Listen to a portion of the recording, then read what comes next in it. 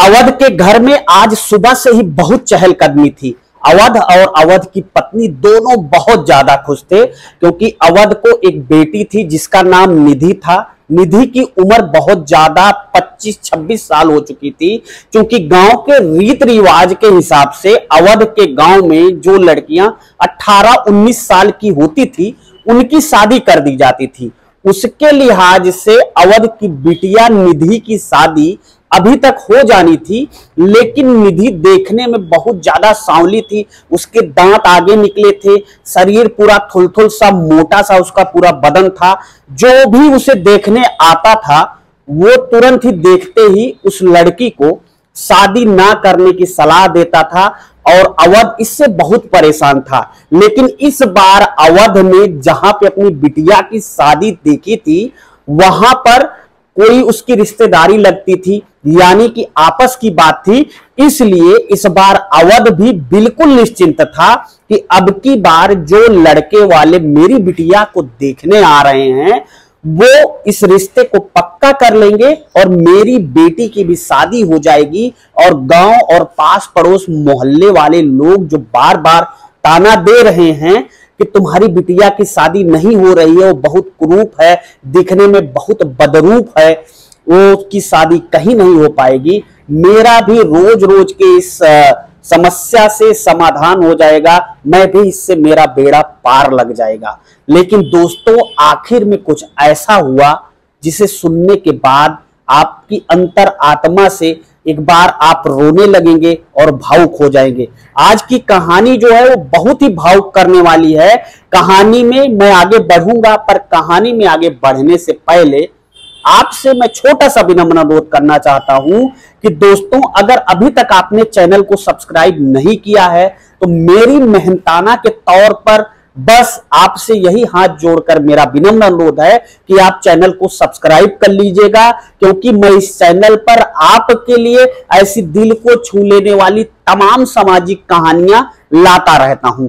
फिलहाल बिना समय गंवाए आपका आइए कहानी की तरफ बढ़ते हैं और कहानी को वहीं से शुरू करते हैं जहां से कहानी को छोड़ा था। अब घर पे अवध में खाना बनाने वाले कुछ लोगों को, मिठाई बनाने वाले कुछ लोगों को बुलाया था। सुबह से ही पूरे घर में चहलकदमी थी। तो लड़की के मामा थे, लड़की की शादी वही तय करा रहे थे, तो लड़की के मामा और लड़की की मामी सब लोग उसके घर पर आ चुके थे। कुछ देर बाद ही लड़के वाले, यानी कि 2-3 घंटे बाद बीतने के बाद लड़के वाले आ जाते हैं। लड़के वाले जब आते हैं तब उनको आवाभगत उनकी की जाती है, उन्हें पानी मिठाई सब कुछ खिलाया जाता है। उसके बाद लास्ट में निधि को बुलाया जाता है, लेकिन निधि को बुलाने के पहले लड़के वालों को खाने की भी व्यवस्था की गई थी। तो जो मिठाई वाला खाना था वो वहां पे जो हलवाई लगे थे उन्होंने बनाया था, लेकिन जो देखने वाले लड़की को आ रहे थे, लड़के पक्ष के लोगों को, उन्होंने कहा था कि मैं आपके बिटिया के हाथ का ही बना खाना खाऊंगा। तो खाना निधि ने ही बनाया था। जब वो लोग खाना खाते हैं तो निधि की भूरी भूरी प्रशंसा करते हैं, बहुत बड़ाई करते हैं कि अरे आपकी बिटिया तो बहुत होनहार है और बहुत अच्छा खाना बनाती है। लेकिन कुछ देर बाद जैसी ही बिटिया लड़के वालों के सामने आती है और जैसे ही लड़के वाले निधि को देखते हैं तुरंत ही उनके मुंह और आंखें भौहें सब कुछ सिकुड़ने लगते हैं, जिसे देखकर निधि, निधि के पापा, निधि के रिश्तेदार, निधि की मां सब जान जाते हैं कि ये लोग भी इस रिश्ते को मना कर देंगे और मेरी बिटिया की शादी नहीं हो पाएगी। आखिर में लड़के वाले वही करते हैं जो अवध को अंदेशा था। लड़के वाले कहते हैं कि आपकी बिटिया खाना बहुत अच्छा बनाती है, लेकिन उसकी शकल सूरत कहीं से भी मेरे बेटे जैसी नहीं मिलती है, वो बहुत बदसूरत है, इसलिए मैं शादी नहीं कर सकता हूं, हमें माफ कर दीजिए। और इतना कह के लड़के वाले अवध के हाथ जोड़कर राम राम करके अपने घर वापस चले जाते हैं।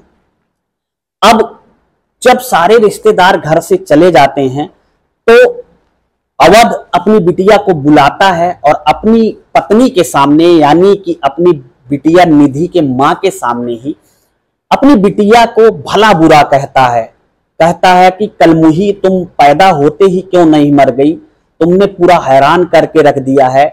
खाने में निधि बहुत ज्यादा शौकीन थी और उसका इंटरेस्ट खाना बनाने में बहुत था। जितनी वो देखने में बदसूरत थी उतना ही अच्छा वो खाना बनाती थी। लोग, उसके रिश्तेदार जो थे, अगल बगल पास पड़ोस के थे, उसके हाथ का खाना खाने के लिए बहुत बार उससे मांग करते थे कि निधि एक बार मुझे अपने हाथ का बना खाना खिला दो। और जिसने जिसने भी निधि के हाथ का बना हुआ खाना खाया था, शायद ही कोई हो जो ये ना चाहता हो कि वो रोज निधि के हाथ का बना हुआ खाना खाए।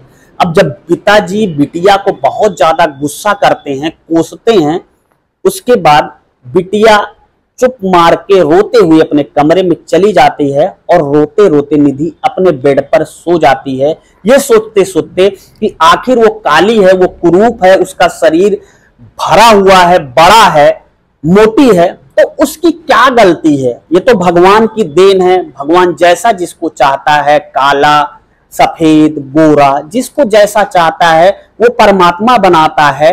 वो उसमें निधि की क्या गलती है। निधि ऐसा सोचते सोचते सो जाती है।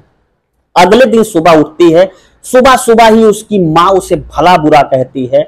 आज निधि को शाम को एक कंपटीशन में जाना था, जहां पे खाना बनाने का कंपटीशन था पूरे प्रदेश स्तर का।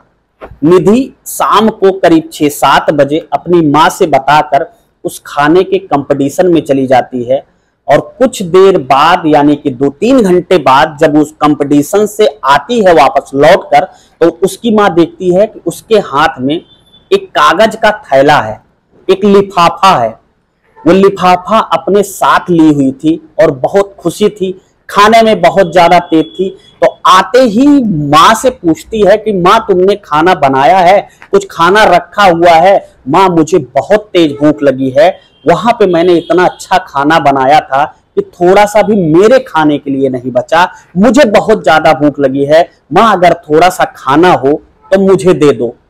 माँ उसे गुस्से में डांट कर भगा देती है। माँ उससे कहती है कि कलमुही तू दिन रात सिर्फ खाने की बात करती है, तो पैदा होते क्यों नहीं मर गई, तुझसे पिंड छूट जाती, तुम्हारी शादी नहीं हो पा रही है, समाज के लोग बहुत भला बुरा कहते हैं, आखिर मैं मुंह कहां दिखाऊंगी। जब से तू गई है वहां कंपटीशन में, तब से तेरे पापा मुझे गाली पे गाली दिए जा रहे हैं कि आखिर इसका क्या होगा, आखिर इसका आगे का भविष्य क्या होगा। तो पैदा होते ही मर जाती तो हमें छुटकारा मिल जाता। अचानक वो हंस के मुस्कुराती है और कहती है कि तुम मेरी माँ हो, क्या तुम चाहती हो कि मैं वाकई में मर जाऊं। उसकी माँ गुस्से में थी, उसने कहा कि हाँ जा, तुम मर जा, आज ही मर जा। निधि चुपचाप सीधा वो बैग लेकर अपने कमरे में जाती है और कमरा अंदर से बंद कर लेती है। और कमरा अंदर से बंद करने के बाद एक रस्सी से अपने गले में फंदा बनाकर डालती है और उस पंखे से झूल जाती है। करीब आधे घंटे बाद जब उसकी चंचलता की, क्योंकि वो जब घर में रहती थी तो बोलती रहती थी, हंसती रहती थी, चिल्लाती रहती थी, जब उसकी आधे घंटे तक आवाज नहीं आई तो उसकी माँ को याद आता है कि मैंने अपनी बिटिया को मरने के लिए कहा था। वो दौड़ी दौड़ी उसके बेडरूम की तरफ भागती है, देखती है दरवाजा लॉक है, चिल्लाती है, उसके बाप भी आते हैं। वो दरवाजा तोड़ती है। दरवाजा तोड़ने के बाद जब अंदर देखती है तो उसकी बिटिया पंखे से लटकी हुई थी। वो पंखे से झूलकर अपनी जीवन लीला समाप्त कर ली थी। और नीचे ही एक पत्र पड़ा था और वो लिफाफा कागज वाला जो वो अपने साथ लेकर आई थी, उसमें 1 लाख का चेक था और उसमें एक प्रशस्ति पत्र था, एक पुरस्कार के रूप में लिखा था कि निधि ने पूरे उत्तर प्रदेश में खाना बनाने में प्रथम स्थान प्राप्त किया है। यह बहुत भाग्यशाली बेटी है, जिसकी भी बेटी होगी वह बहुत भाग्यशाली व्यक्ति होगा। ऐसी बेटियां शायद कभी किसी को मिलती हैं। दोस्तों, उसके बाद उसने एक सुसाइड पेपर लिखा था जिसमें लिखा था, माँ मैंने आज तक तुम्हारी हर बातों को माना, जो तुमने कहा वो मैंने किया। आज माँ तुमने मुझे मरने के लिए बोल दिया, मैं आपकी बात आपकी बिटिया होने के कारण टाल नहीं सकती हूं, इसलिए मैं आपके कहने अनुसार अपनी जीवन लीला समाप्त कर रही हूं। जब एक माँ और बाप उस लेटर को पढ़ते हैं तो उनका सीना फट जाता है, रो रो कर बुरा हाल हो जाता है। दोस्तों, इस कहानी को सुनाने का मकसद इतना था कि कई बार हमारे जीवन में छोटी छोटी बातें किसी व्यक्ति को इतनी लग जाती हैं कि वो अपनी जीवन लीला खत्म करने के बारे में, अपनी जीवन लीला समाप्त करने के बारे में सोच लेता है और अपनी जीवन लीला समाप्त कर देता है। दोस्तों, फिलहाल ये कहानी आप कहां से देख रहे थे और आपको पूरी कहानी कैसी लगी, हमें अपनी राय कमेंट बॉक्स में जरूर बताइएगा। मिलता हूं ऐसी ही एक नई दिल को छू लेने वाली कहानी के साथ आपको जल्द ही। तब तक के लिए जय हिंद, वंदे मातरम। जाते जाते बस इतना ही दोस्तों कि चैनल को सब्सक्राइब ना किया हो तो चैनल को सब्सक्राइब जरूर कर लेना, क्योंकि ऐसी कहानियां आपको इस चैनल पे लगातार मिलती रहेंगी। जय हिंद।